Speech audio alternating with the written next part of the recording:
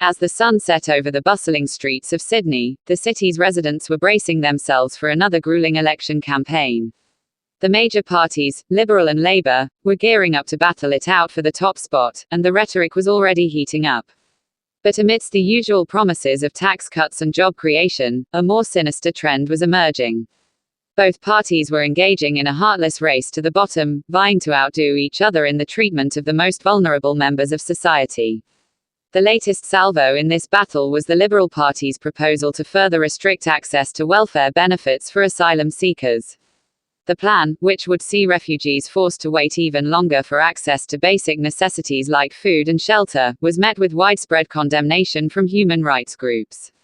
But the Labour Party was quick to respond, unveiling its own plan to strengthen the country's border protection policies. The proposal, which included measures to increase the use of offshore detention centres, was widely seen as an attempt to outflank the Liberals on the right. As the two parties continued to trade blows, it became clear that the real losers in this heartless game would be the people who needed help the most.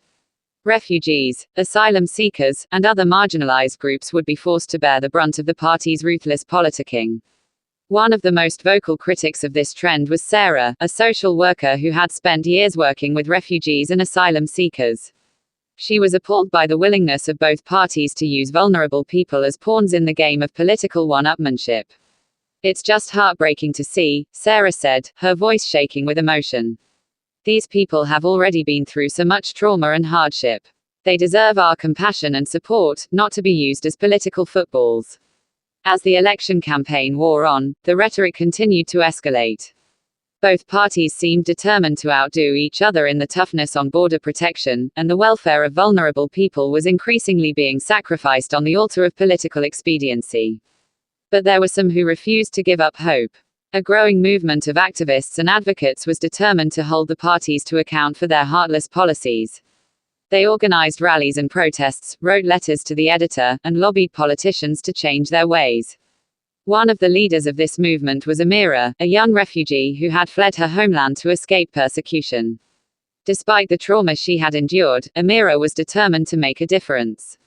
She spoke out at rallies and in the media, sharing her own story and highlighting the plight of others like her. "I know what it's like to be treated like a political pawn," Amira said, her voice filled with conviction. "But I also know that we have the power to change this. We can demand better from our politicians, and we can work together to create a more compassionate and just society." As the election campaign drew to a close, it remained to be seen whether the parties would heed the calls of Amira and others like her.